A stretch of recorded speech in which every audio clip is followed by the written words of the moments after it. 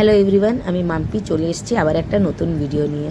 তোমরা সবাই বলছো দিদি কোথায় গেছো তুমি। এই যে আমি 15 তারিখে আমার দিদির বাড়ি এসেছিলাম শিলিগুড়ি, আর আজকে 16 তারিখ আমি চলে যাচ্ছি। সকালবেলায় আমরা বেরিয়ে পড়েছি, আমি, আমার দিদি আর দিদির মেয়ে আর আমার পুচকু আর আমার জায়গা সবাই মিলে বেরিয়ে পড়েছি। এই যে তোমাদের দেখিয়ে দিচ্ছি, সবাই মিলে বেরিয়ে পড়েছি আমরা দার্জিলিং ঘুরতে। তো আমাদের 3 দিনের প্যাকেজ ছিল। আমরা ভেবেছিলাম 16 তারিখে বেরিয়েছি, ভেবেছিলাম 16, 17, 18 অবধি থাকবো, কিন্তু হয়ে ওঠেনি। আমার পুচকি যেত খুব দুষ্টুমি করছিল, কারো কোলে যাচ্ছিল না, ওই কারণে আমাদের 17 তারিখেই সকালবেলায় ব্যাক করতে হয়েছে। তো কি আর করা যাবে বলো, কিছু তো করার নেই।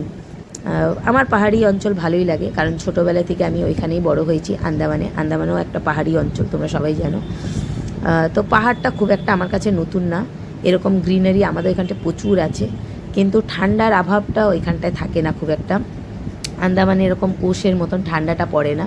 এখানটা যেমন এই যে মেঘ একটা এসে যায়, ভাসে মেঘটা, ওরকম কুয়াশা টাইপের হয় না আন্দামানে খুব একটা। তো এখানটা দেখো গ্রিনারিগুলো খুবই সুন্দর, আমার তো খুব ভালো লেগেছে। আমরা যারা কলকাতায় থাকি খুব একটা আমরা পাই না এরম সবুজ ঘাস, এরম সবুজ সিনারি এরম পাই না, কিন্তু যারা পাও না তারা কিন্তু অবশ্যই কিন্তু দার্জিলিং একবার হলেও ঘুরতে এসো। আমিও কিন্তু কোনোদিন ঘুরতে আসিনি, এই প্রথম। আমি গ্যাংটক গেছি, কিন্তু দার্জিলিং আমার যাওয়া হয়নি। এই যে আমরা এখানটায় খেতে বসে গেছি। আমরা এখানটায় নিয়েছিলাম লুচি আর ঘুগনি নিয়েছিলাম। যাই হোক, খুব টেস্টি ছিল আর কোয়ালিটি খুব ভালো ছিল। তো আমার পুচকি তো, দিদির মেয়ে তো ঝালের জন্য খেতে পারছিল না, অল্প খেয়েই ও বলছিল আমি ম্যাগি খাবো, আর খেতে পারছিল না। কিন্তু আমার তো খুব ভালো লেগেছিল খেতে, খুব সুন্দর টেস্ট হয়েছিল। আর এখানটা আমার পুচকিকে একটু আমি ছেড়েছি ওর মতন খেলা করতে। ও কিন্তু যাওয়ার সময় কিন্তু খুবই ভালো গেছে, সবার কোলেও যাচ্ছিল, খুব একটা প্রবলেম হচ্ছিল। কিন্তু ওর আসার পথে যে কি হয়েছিল মাঝখানে জানি না, মানে যখনই আমরা কোনো স্পটে যাচ্ছি ঘুরতে, ও কারুর কোলে থাকছে না, কারুর কাছে যাচ্ছে না, ওই কারণে আরও বেশি প্রবলেম হয়ে যাচ্ছিলো। ওই কারণে আমরা সিদ্ধান্ত নিলাম যে না আর বেশি, কারণ যতই হোক বাচ্চা আগে। আর আমারও খুব কোমরে পেন হচ্ছিল, পায়ে ব্যথা হচ্ছিল, কারণ কন্টিনিউ একটা বাচ্চাকে কোলে রাখলে তোমরা জানোই সবাই ব্যথা হয়, হাত পা ব্যথা হয়ে যায়।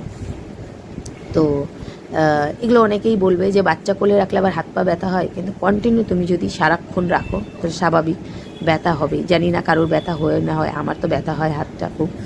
তো যাই হোক, আমার এমনি পায়ে প্রবলেম তোমরা সবাই জানো, তো তার মধ্যে কিন্তু কন্টিনিউ ওকে নিয়ে রাখতে হচ্ছে, ওকে নিয়ে ওই চড়াইতে চড়তে হচ্ছে। আমাদের পাহাড়ি অঞ্চলে কি হয়, বেশি চড়াই হয়, স্লোপ হয়, সেখানে উঠতে কিন্তু হেঁটে বাচ্চা কোলে নিয়ে খুব কষ্ট হয়ে যায় কেউ যদি শেয়ার না করে। কিন্তু আমার দিদিরা জামাইবুড়ো সবাই নিতে চাইছিল, কিন্তু কারো কোলেই যাচ্ছিল না, ওই কারণে আমরা ফিরত চলে আসলাম। খুবই খারাপ লাগছিল, কারণ মানে বেশি তো আমাদের বের হওয়া হয় না, তাও যেইটুকু বের হতে পেরেছি। যাই হোক, এই যে আমি চলে আসলাম রুমে। তো কেমন লাগলো আমার ছোট্ট একটা ভিডিও। অবশ্যই আরও ভিডিও আসবে, আমি যেখানে গেছি ঘুরতে অবশ্যই তোমাদের সাথে ছোট ছোট শেয়ার করব ভিডিও। তো ভালো লেগে থাকলে অবশ্যই কিন্তু লাইক কমেন্ট শেয়ার দিয়ে পাশে থেকো। বাই বাই, আবার একটা নতুন ভিডিওতে দেখা হবে।